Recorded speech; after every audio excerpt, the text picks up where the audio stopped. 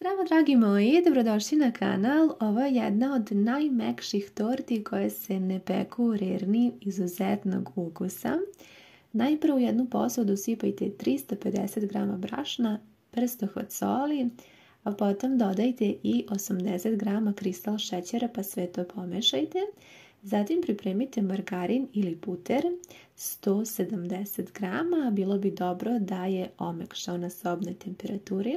Pa uzmite i rukom izradite ovu smesu dok ne dobijete mrvičastu smesu. Evo ovako to izgleda kada se napravi. Zatim uzmite jedan malo veći tiganj i sada još malo možete ovako da protresete kroz ruke ako ima još nekih većih grudvica da napravite ovako mrvičastu smesu. Pa odnesite na ringlu koja nije zagrejana na najjače, neka bude vatra iznad srednje i mešajte neprekidno. Kada počne ovako blago da porumeni, onda smanjite na srednju temperaturu kako vam se ne bi zalepilo i neprekidno mešajte dok ne dobijete ovako smesu koja je fine brown boje. Ovo je smesa za koru i ostavite da se malo prohladi. Za to vrijeme spremit ćemo fil za koji nam je potrebno 3 cijela jaja u koje ćete dodati gustin, odnosno kukuruzni skrob. Na ovu količinu potrebno je 3 superne kašike, neka budu pune, pa uzmite mutilicu i sada dobro ovako promešajte gustin sa jajima da se dobro rastopi i da nema nikakvih grudvica.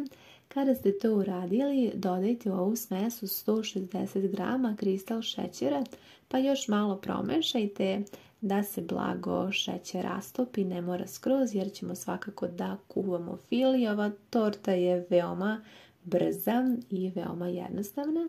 Sada spremite 700 g kisele pavlake, moja je mlečne masti 20%, pa dodajte u ovu smesu i sada sve zajedno sjedinite i dobro promešajte. Ovo je jako ukusan krem, ne znam da li ste pravili na ovaj način, ali mislim da će vam se veoma dopasti ova slatko-kiselkasta kombinacija. Kada ste dobro izradili ovu kremu, otprilike treba gustina da izgleda ovakvo, možete da prelijete ovu smesu za kremu u jednu širpu koja je neke srednje veličine, pa odnesite na srednje jaku vatru da se ova krema zgusne. Kada počne ovako da vri, da se stvaraju mehurići, isključite vašu ringlu i ostavite još tako nekakvih 30 sekundi i naša krema je spremna.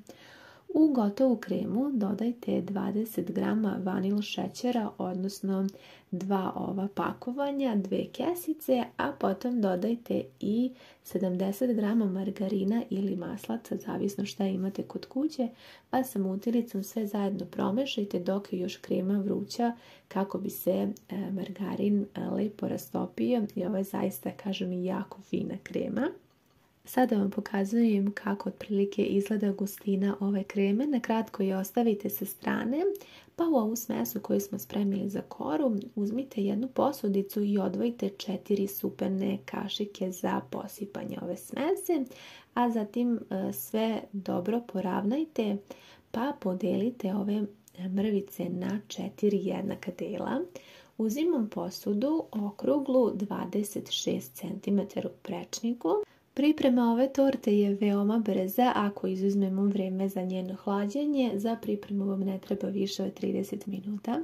Sada ćemo da spremimo slojeve. Najprije uzmite i posipajte prvi red, odnosno ovu mrvičastu smesu, a zatim odgore premažite sa kremom i tako radite sve dok ne potrošite smesu.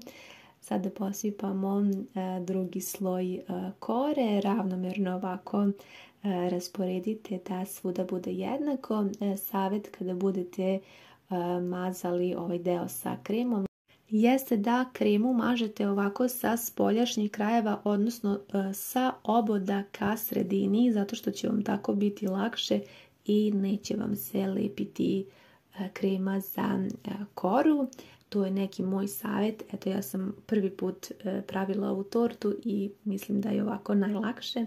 Zatim ide opet red mrvičaste smese, ravnomjerno rasporedite, sve zaista jednostavno, nije ništa komplikovano, a zatim i red kreme. Vidite da je mnogo lakše ovako kada mažem sa oboda prema sredini. Samo pratite ova uputstva i korake i zaista će vam uspjeti ovaj recept. Kažem, izuzetno je jednostavan i eto, ja sam podelila sa vama i ovaj trik kako da premažete da vam sve bude krajnje lako i ovo je jedna od najlepših torti. Jako ste voljeli knedla kolač, odnosno lažne knedle sa šljivama i ovo je nešto slično tome, samo što je naravno ukus drugačiji, ali ispadne veoma slično i zaista mislim da ćete biti oduševljeni jednako koliko i ja sa ovom tortom. I evo za kraj ćemo premazati, odnosno posuti ovih 4 supene kašike mrvica koje smo ostavili sa strane. Ravnomjerno rasporedite ovako odgore te mrvice. Poželjno bi bilo da spremljenu tortu najpre prohladite malo na sobnoj temperaturi, a potom je odnesete u frižider na hlađenje. Ja sam ovu tortu pravila dosta kasno uveče, pa sam je hladila tokom cijele noći, ali je sasvim dovoljno i da je držite u frižideru nekakvih 6 do 8 sati. Ona će se jako lepo zahladiti, čak možda i malo ranije, ali hajde, ja bolje da vam kažem duže. Ja već možda nakon 4 sata kada sam je pipnula, ona je skroz očvrsnula i mislim da je čak mogla i tada da se serviram, ali evo, jutro je osvanulo, ja sam isekla prvo parče i jako lepo se seče i zaista prelepo izgleda, a još je ukusnija i eto, nadam se da će vam se dopasti ovaj recept. Što se tiče ukusa, za moj ukus potpuno je fino ukomponovana, posebno što kada prođe tih par sati i kada se ona zahladi, mrvice upiju kremu i zaista dobijete nešto tako mekano i fino.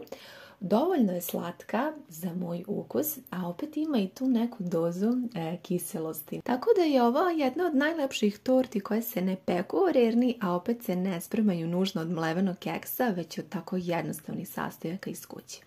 Hvala vam mnogo što ste pogledali ovaj video, javite mi utiske i ljubim vas sve puno.